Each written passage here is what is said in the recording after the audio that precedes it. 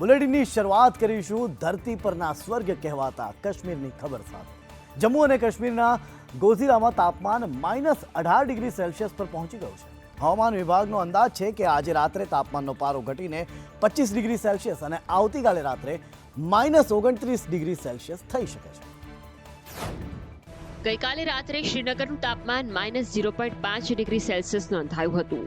જો કે ડિસેમ્બરના પ્રથમ સપ્તાહના અંત પછી પણ ઉત્તર ભારતના મેદાની વિસ્તારોમાં શિયાળાની ઠંડી અનુભવાઈ રહી નથી। મોટાભાગના શહેરોમાં દિવસનું તાપમાન 25 થી 31 ડિગ્રી સેલ્સિયસની વચ્ચે હોય છે। જો કે સામાન્ય રીતે આ સમય દરમિયાન આ વિસ્તારોમાં તાપમાન 22 થી 28 ડિગ્રી સેલ્સિયસની વચ્ચે રહે છે। ગંગા અને સિંધુ નદીના બેસિનમાં નીચા સ્નો કવરને કારણે આવું થઈ રહ્યું છે। આ વિસ્તારોમાં બરફનું સ્નો કવર છેલ્લા 6 વર્ષમાં સૌથી નીચા સ્તરે છે। હવામાન શાસ્ત્રીઓના મતે શિયાળાની ઋતુમાં પણ બરફનું સ્તર સતત વધતું અને ઘટતું રહે છે, કારણ કે સામાન્ય રીતે અઠવાડિયામાં 1 કે 2 વાર હિમવર્ષા થાય છે। પરંતુ આ વખતે ચોમાસાના અંત પછી આવેલા તમામ વેસ્ટર્ન ડિસ્ટર્બન્સ નબળા હતા, જેના કારણે હિમવર્ષા ઘટી અને સ્નો કવર જોઈએ તેટલું વધ્યું નથી। હિમાલયમાંથી આવતા ઉત્તરીય અને ઉત્તર પશ્ચિમ પવનો ઉત્તરથી મધ્ય ભારતના મેદાની વિસ્તારોમાં તીવ્ર ઠંડીનું કારણ બને છે। ગોંડલમાં ભર શિયાળે કેસર કેરીનું આગમન થયું છે।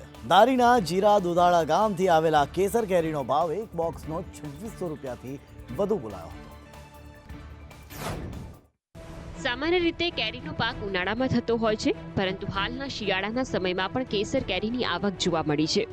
ગોંડલના માર્કેટિંગ યાર્ડમાં આ કેસર કેરીની આવક થવા પામી હતી। ધારીના જીરા દુધાળા ગામેથી આ કેસર કેરીનું આગમન થયું છે।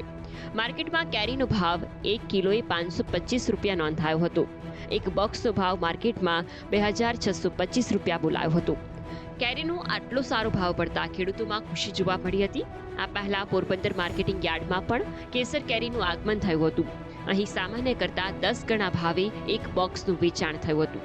2 વીઘાનો બગીચો છે, એમાં એક આંબાની અંદર નવું આવરણ થયું હતું કેસર કેરીનું। એ અમે અહીંયા 525 રૂપિયા ભાવ કિલો કેરી વેચી છે ગોંડલ યાર્ડની અંદર। અને 12 ખોખા લઈને અમે આવેલા છે। 5-5 કિલોનું એક ખોખું છે બોક્સ। હરિયાણા પોલીસે ખેડૂતોને પુલ પર અટકાવ્યા બાદ પંજાબના 101 ખેડૂતો આજરોજ શંભુ બોર્ડરથી દિલ્હી કૂચ મોકૂફ રાખી છે।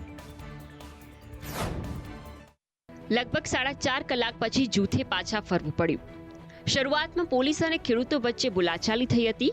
આ દરમિયાન હરિયાણા પોલીસે ખેડૂતો પાસેથી દિલ્હી જવા માટે પરવાનગી પત્ર માંગ્યો હતો। તેણે કહ્યું કે તે પરવાનગી વિના દિલ્હી જઈ શકે નહીં। આ પછી ખેડૂતોએ બેરિકેડ તોડવાનો પ્રયાસ કર્યો હતો। આના પર હરિયાણા પોલીસે ટીયર ગેસના શેલ છોડ્યા, જેમાં 7 થી 8 ખેડૂતો ઘાયલ થયા। આ સાથે ખેડૂતો પર પણ પાણીનો મારો ચલાવવામાં આવ્યો। ખેડૂત નેતા સરવન પંઢેરના જણાવ્યા અનુસાર એક ખેડૂતની હાલત હાલ નાજુક છે। તેને ચંદીગઢ પીજીઆઈમાં રિફર કરવામાં આવ્યું છે। આવી સ્થિતિમાં જૂથને પાછા બોલાવવાનો નિર્ણય લેવામાં આવ્યો। તેમણે કહ્યું કે આવતીકાલે બંને ફોરમ નક્કી કરશે કે ક્યારે આગળ વધવું। ખેડૂતો કેન્દ્ર સરકાર પાસે 13 માંગણીઓ કરી રહ્યા છે, જેમાં પાક પર લઘુત્તમ ટેકાના ભાવ એટલે કે MSPની ગેરંટી આપવાનો કાયદો પણ સામેલ છે। અગાઉ 6 ડિસેમ્બરે પણ ખેડૂતોએ દિલ્હી તરફ કૂચ કરવાનો પ્રયાસ કર્યો હતો, પરંતુ હરિયાણા પોલીસે ટીયર ગેસના શેલ છોડ્યા હતા, જેમાં 8 ખેડૂતો ઘાયલ થયા હતા।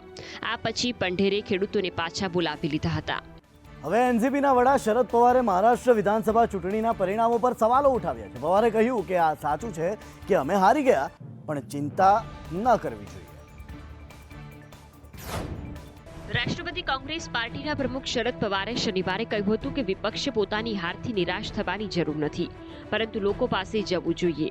તેમણે દાવો કર્યો હતો કે મહારાષ્ટ્ર વિધાનસભા ચૂંટણીમાં ભારતીય જનતા પાર્ટીની આગેવાની હેઠળની મહાયુતિની જીતથી જનતાનો કોઈ ઉત્સાહ નથી દેખાતો।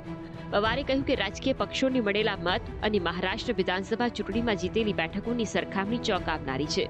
રાજકારણમાં દાયકાઓનો અનુભવ ધરાવતા પવારે અહીં એક પ્રેસ કોન્ફરન્સમાં કહ્યું, એ વાત સાચી છે કે આપણે હાર્યા છીએ, આપણે આની ચિંતા ન કરવી જોઈએ, પરંતુ લોકોમાં જવું જોઈએ, કારણ કે ચૂંટણી પરિણામોને લઈને લોકોમાં કોઈ ઉત્સાહ નથી, ખૂબ જ નારાજગી છે। 288 સભ્યોની મહારાષ્ટ્ર વિધાનસભા માટે તાજેતરની ચૂંટણીમાં સત્તાધારી ભાજપ અજીત પવારની આગેવાની હેઠળની રાષ્ટ્રવાદી કોંગ્રેસ પાર્ટી અને એકનાથ શિંદેની આગેવાની હેઠળની શિવસેનાનો સમાવેશ કરતું મહાયુતિ ગઠબંધન જીત્યું હતું। પવારે તેમણે કહ્યું કે વિધાનસભામાં વિપક્ષની સંખ્યા ઓછી છે, પરંતુ વિપક્ષના ઘણા યુવા ધારાસભ્યો 1 કે 2 સત્ર પછી પોતાની ક્ષમતા બતાવશે.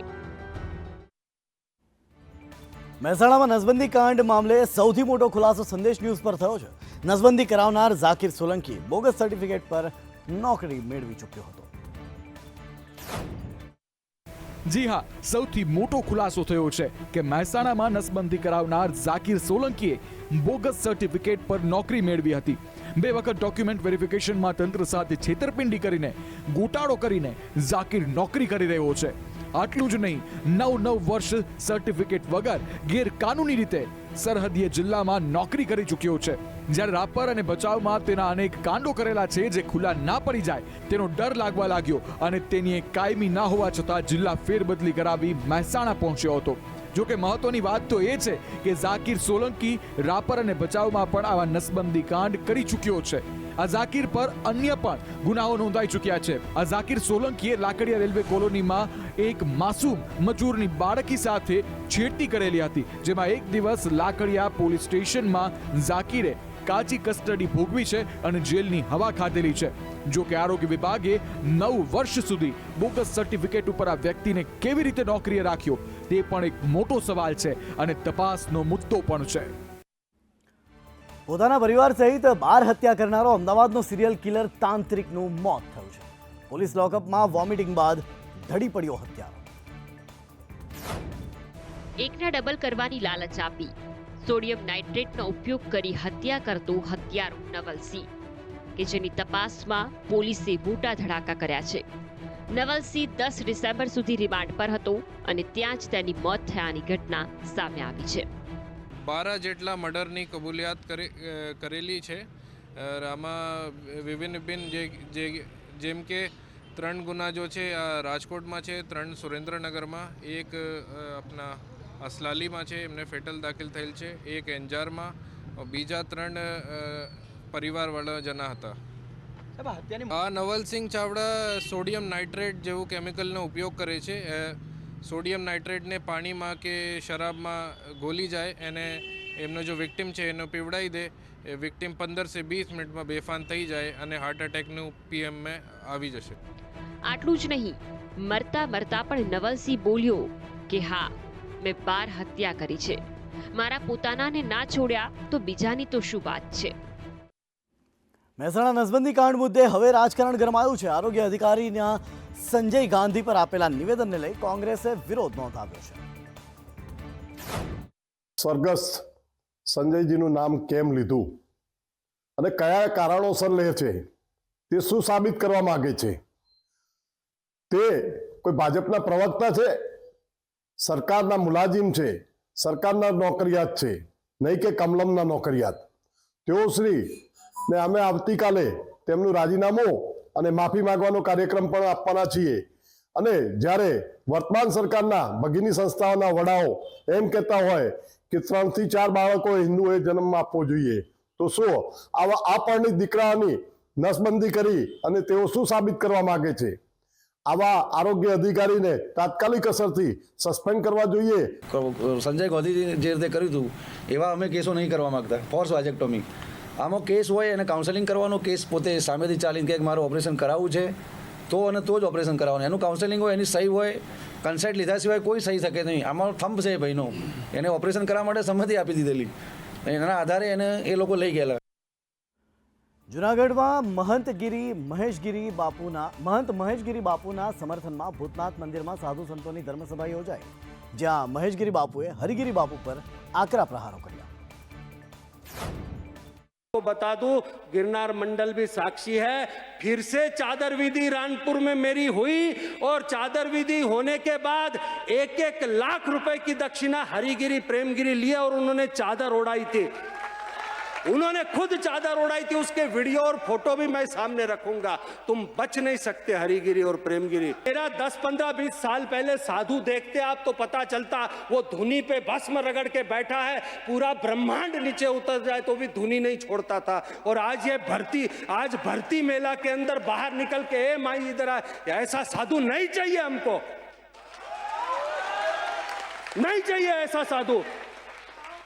दारू पी के टुन्न होके पड़ा हुआ है। और मैं भारत के सभी साधु संत मुझे फोन कर रहे हैं कि हमारे यहाँ पर हरिगिरी ने ये हड़प लिया, हमारे यहाँ पर ये हड़प लिया, इन्होंने ऐसा किया, इन्होंने गुरु ये चेली का बलात्कार किया, उसने वो किया। मैं कहता हूँ, मैं अकेला आवाज यहाँ से उठा रहा हूँ, कम से कम अब तो बाहर आके आप भी तो बोलना शुरू करो।